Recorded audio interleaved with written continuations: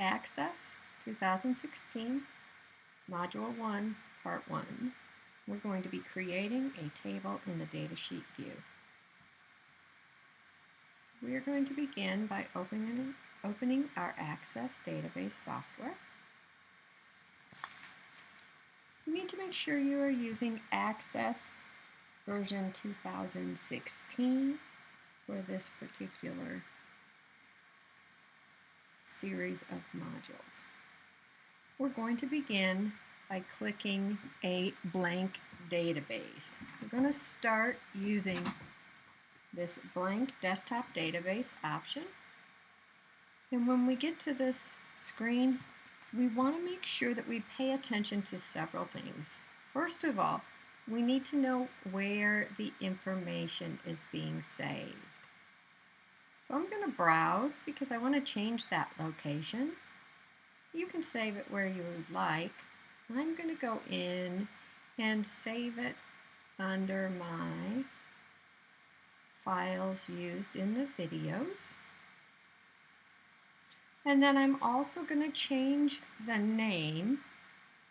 I don't want it to be called Database 2. I want it to be called Riverview. So I'm going to type Riverview. Once you have established the name and the location, then you click OK. You can again verify them here on this screen.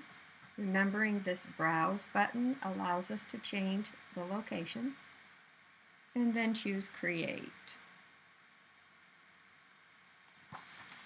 This will begin creating a database for us.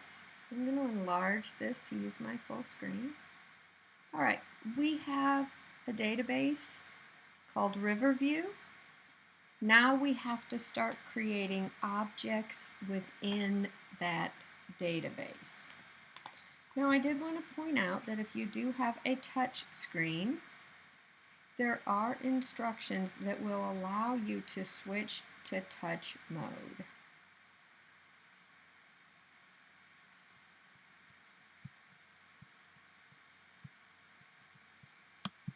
So we can choose here, touch mouse mode. So if we choose this, we can change it to a touch screen or leave it in mouse mode. So you can utilize that technique so that it works most efficiently for you on your computer. I'm not going to change to touch screen. I'm going to leave it in mouse mode. Okay, so the first thing we can do is we can rename a field. So if I double click on ID, I can change that name to be Visit ID. When you hit enter, it will then save that name for you. Now Access creates this first field for us. It creates a field that is unique, indicating that that is the key, the primary key for this table. Excuse me. Now also you'll notice that this field is preset to auto number, which means that each record that you enter, it will automatically increment the visit ID beginning with a 1 and continuing on numerically. If I don't want that to be auto number, if I want to be able to put in my own information, I can change that data type by clicking this drop down. And I am going to choose short text. Most people recommend that unless a value is going to have mathematical equations using that you should use a text field instead of a number field. So number fields would be reserved for fields that would have potentially math performed on them, such as an invoice amount if I wanted to add up all my invoices, or could be an age if I wanted to calculate the average age of all of my participants, something like that. All right, so now we can add additional fields. So we are going to start by adding, we're going to leave that one short text, and then we're going to add a new field. There are different ways that we can do that. So for example, see here where it says click to add, I could click that drop down and choose the field type there. So I could add a field type of short text, and then it allows me to name that field. So I could say this is the animal ID. Now, right now we are using a technique of labeling our fields without spaces in them.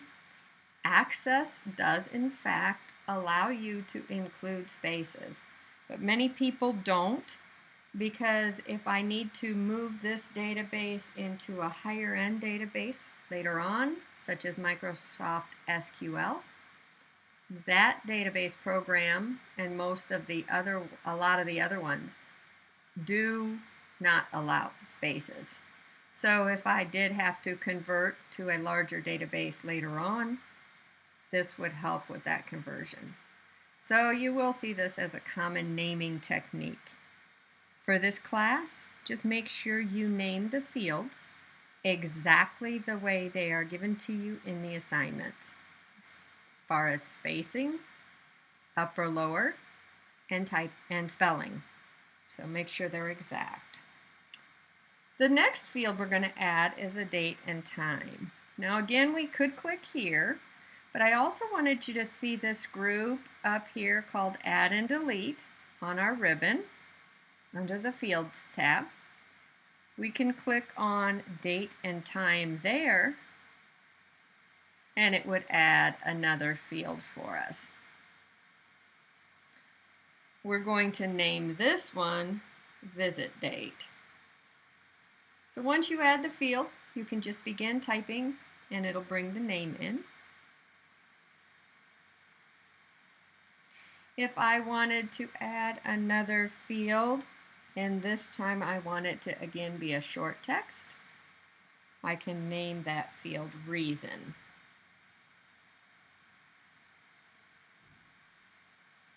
And finally, the last field we'll use, again, you can use either this add and delete group or the drop-down list here.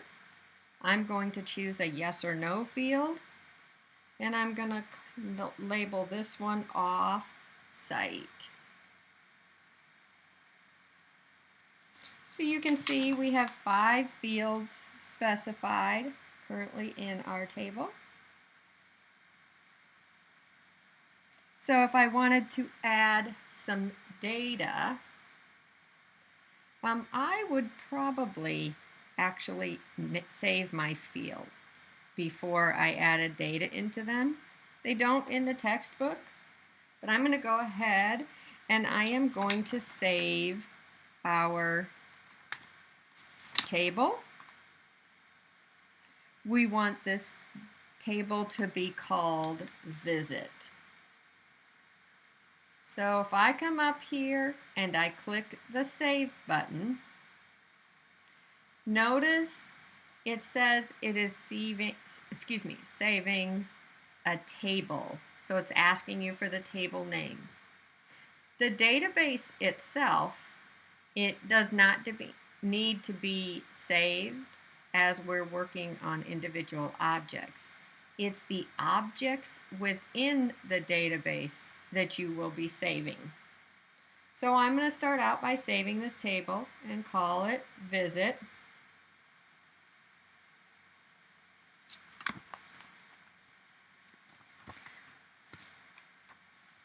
And notice when I click OK, it changes the name both on my tab as well as over here on my list of objects.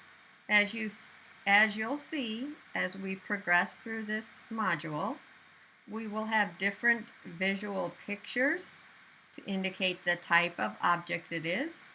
Also, we can have it listed on our access pane by the different object types, such as tables.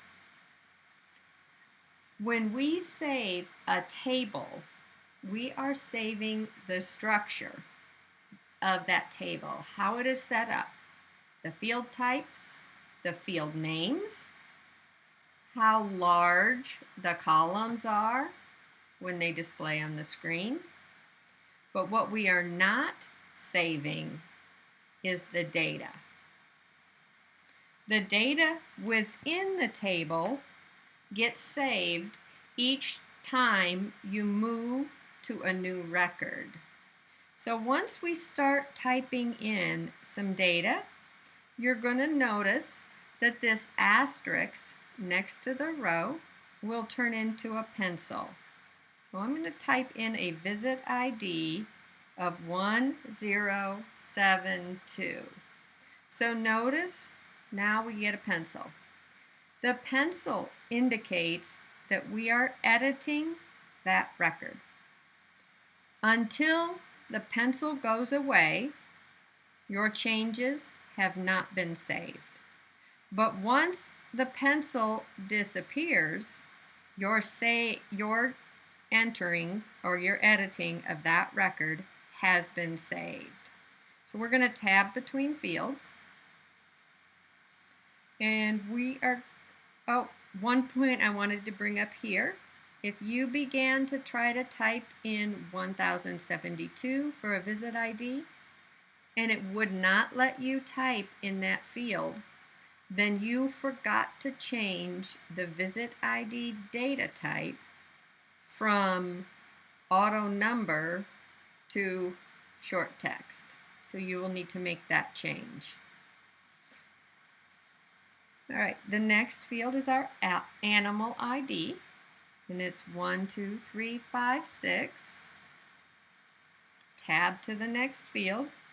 Now notice you can use a calendar lookup, or you can type the values in. So I'm going to type in 12, 12, 16. And when I tab, you'll notice it defaulted to 2016. So it assumes that that is the year we are working with. If we were trying to type in 1999, since we are in the 2000s, you would have to probably type that in. So, you have to watch these dates to make sure you see the default information that's being filled in to make sure it's correct. Our reason is going to say vaccinations.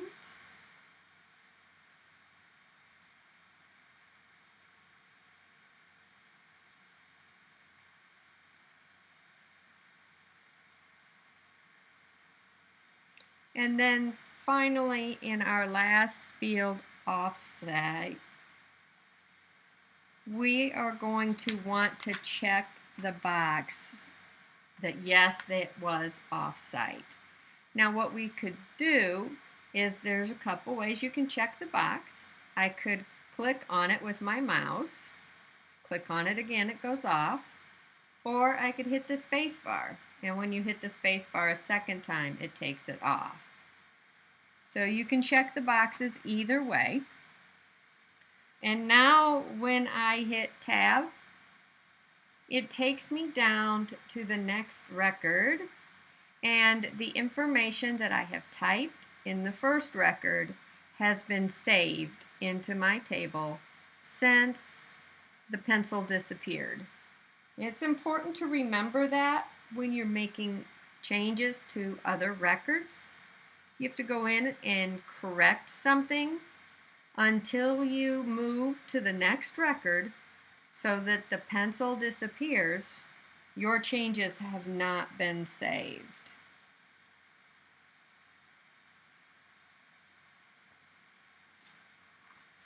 All right, now we're going to add several more records.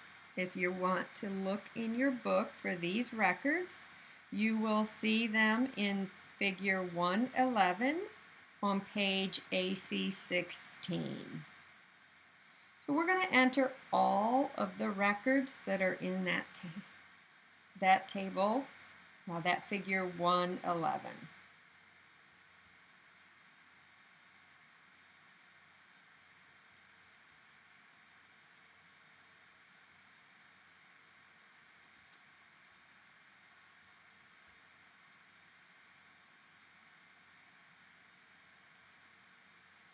And notice on this next record for the spaying, the answer to offsite is no. So you're going to leave that box unchecked. And again, once the pencil disappears, the record is saved.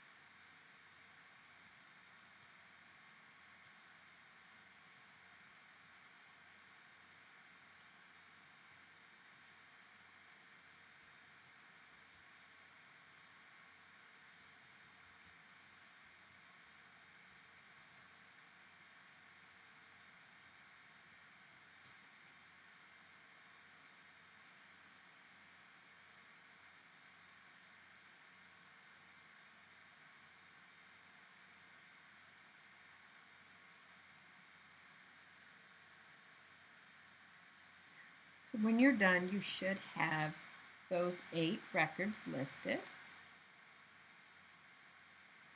The second one from the bottom, the reason reads injured, leg, and hoof.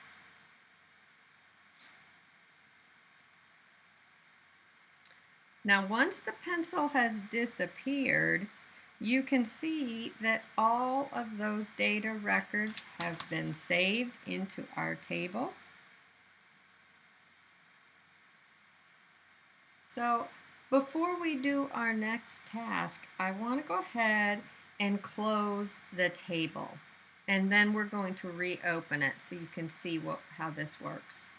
Now, the first thing I want you to notice when you close it is there's 2 X's. You have an X here and an X up here. This top X is going to close access. So it's going to close the database completely. And if you do that, you're going to have to reopen your Access database in order to get back in. It's a much slower process. This bottom one will simply close the object that you are currently actively working with, which in this case is our visit table. So you always want to use this bottom X until you get to the point where you're completely done working with Access. Then you should use the top one. So we're going to use this bottom X, and we're going to close the visit table. Notice, because I saved it, I saved the structure right before I entered all my data. It did not ask me if I wanted to save changes because I did not change the screen or any of the field properties, the size they were on the screen, the type they were, or the field names, or anything of that nature. All I did was enter data, and that's saved as I input it. So there were no changes to save. Now if I reopen it, you're going to notice that one thing that happened is it sorts. It is sorting by your primary key. So it resorted our records when we opened the table. That should tell you that when you go to add new records, you do not have to worry about adding them in the middle. You simply come to the first available row to add those. Now, if I wanted to change the size of a column, I could click on the column and drag and drop, just like we did in Excel.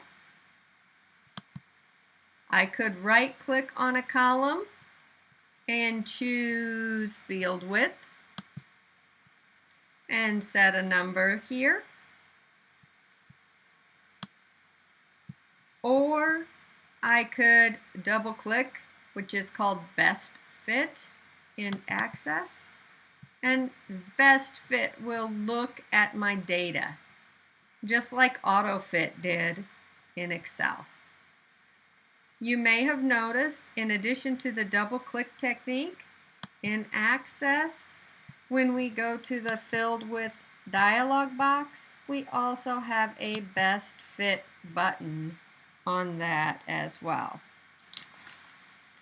Now, if I were to close my file, or my table, you're going to have it ask you if you want to save the changes. Because we changed the column width, that is a structural change.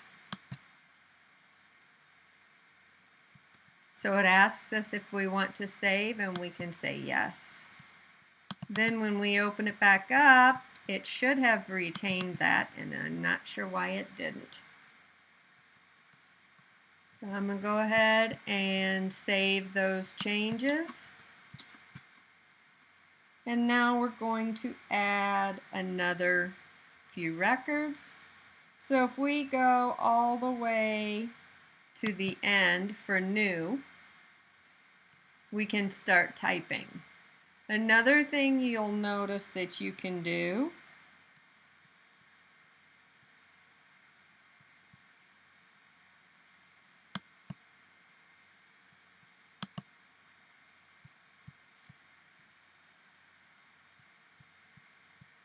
is we can go down here to new record. Click that, it would bring us down there, and this would also. In our case, since there are so few records, it's just as easy to just click there. But those are a couple other ways that you can get to that new record. And then also down here. All right, we're going to begin with 1036, 12294, and these are on page Access AC21. It's on 11, 29, 16, for declawing, and we're not going to check it.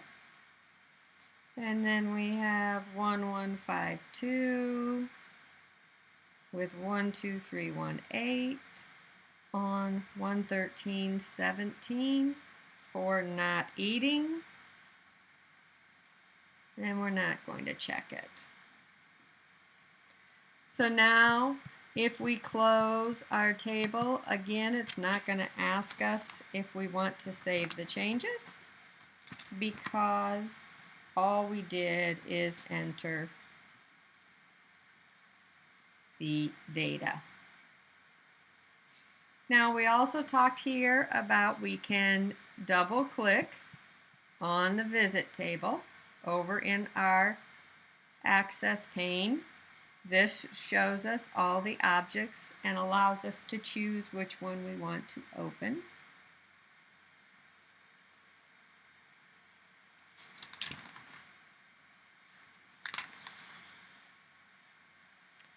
And that completes creating our visit table when we started out creating a brand new blank database.